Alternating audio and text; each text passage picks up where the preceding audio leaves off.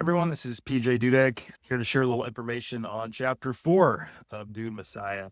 Again, I'm going through Dune Messiah in preparation for the Dune 3 movie, which is coming out in December of 2026, which is this year as of the time of this recording. So I'm excited about this. But I have to say, I didn't actually enjoy this chapter that much. There's been a few chapters, both in Dune Book 1 and now here in Dune Book 2, that just didn't hit the spot for me. And I could say it might be a me problem. Like the reality is these books flip flop from, we'll say, sort of like drama filled conspiracy, a little more character development, and then just really, really heady philosophy. Sometimes the philosophy is interesting to me. Sometimes it's less so, and it just feels almost too much. But before I get into that, I did want to say I'm an author as well of sci fantasy. If you would like to learn a little bit more about me and my series, The Song of Imaru, please head over to my website, www.pjdudek.com. I have a new edition of first book, Earth Store, launching in the summer.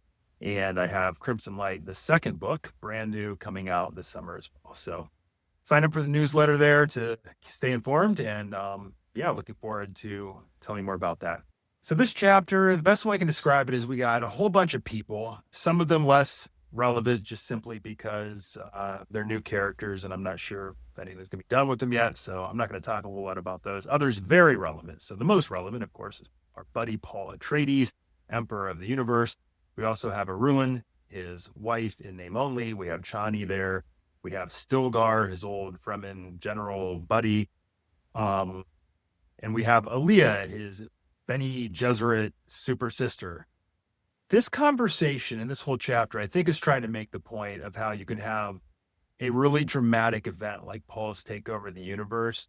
But once a leader steps into power, no matter how chaotic and exciting or terrifying it was, eventually you just have to deal with the nitty gritty. And this chapter really dives into that. So Paul is dealing with all of these, at least on the surface, mundane affairs of tax treaties and guild concerns about having an embassy on Arrakis, which that does seem like it might have more relevancy later, perhaps tied to conspiracy.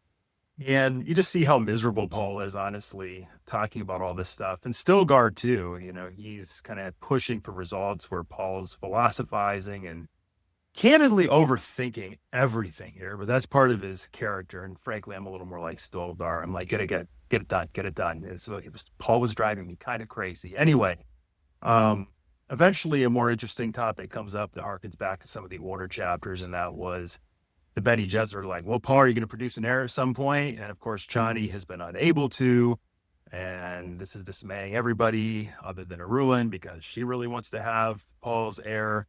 Anyway, Paul ultimately goes outside to reflect. He's disturbed by this pilgrimage that's been happening to Arrakis. A bunch of people coming in because they think it's kind of a holy land or something like that. He can't understand what their motivations are or what his role is and all that, even though he does kind of understand. Paul's very, very broody in this chapter, just a little too broody for me today.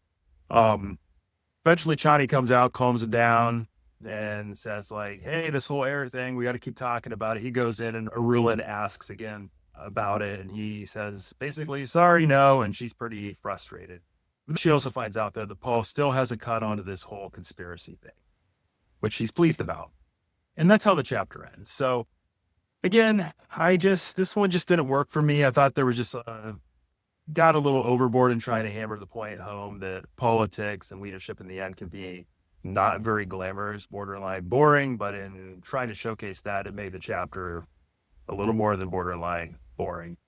That is just my subjective viewpoint. The book is still good. The writing is still good. This one was just not quite the chapter for me. So I'm still looking forward to continuing on. I'm very curious how they handle this in the movie because this is the type of stuff that, if you're going to get some interesting reviews if you try to push that into a movie, depending on how long it is. But I'll be back soon to share more.